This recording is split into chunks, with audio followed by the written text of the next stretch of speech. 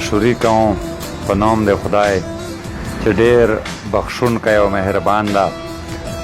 نن یو ځل بیا د نسیم پښتو ادبي پیج له پاڼې نه تاسو ته موږ هرکلی وایو.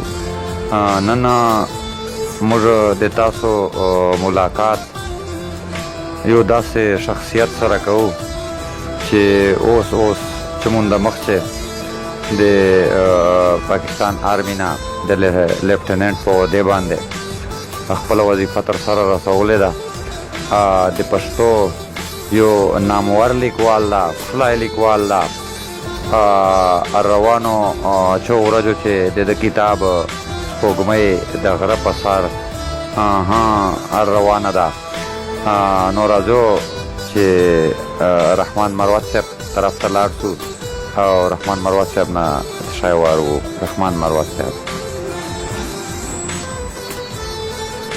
ډېره مننه فاروق صاحب د نسیم ادبي ټولنې ته جوړو واکدارانو او ملګرو د دوی شکریه ادا کوم. یو غزل به ته ووایم: سپوږمۍ د پټه تماشا د غره په سر کوله، سپوږمۍ د پټه تماشا د غره په سر کوله، ګل به د ستا د اننګو کیسه اکثر کوله. د زلفو تتو ورو د لاندې بارانه د اوښکو. فاروق صاحب شعر ده: د زلفو تتو ورو د لاندې بارانه د اوښکو، پر ښایسته په رخسارونو په هنر کوله. د زلفو تتو ورو د لاندې بارانه د اوښکو، پر ښایسته په رخسارونو په هنر کوله. مقطع ده: دون د غرور یې د خیبر ګورګورې وجنبلې، دون د غرور یې د خیبر ګورګورې وجنبلې، مروته چا چې ډېره مینه په خیبر کوله.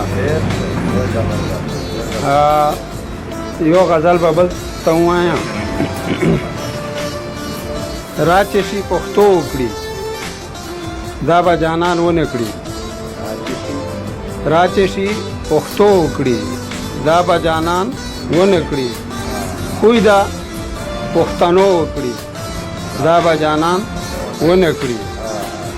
او شعر د فاروق صاحب: مړ به په اسانه شم یار چې تماشا زما، مړ به په اسانه شم یار چې تماشا زما، دار ته د خطو وکړي دا به جانان ونه کړي.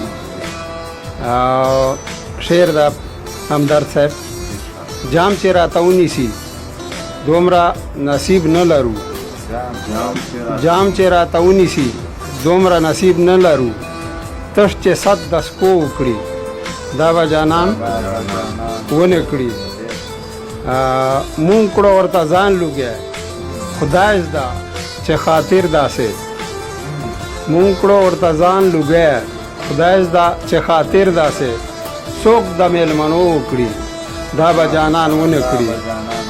او مقطع ده چې ګرانه د مروته چې هغه مغل خویه هم، ګرانه د مروته چې هغه مغل خویه هم، خوی د پښتنو وکړي دا به جانان ونه کړي. ډېره مننه، ډېره مننه.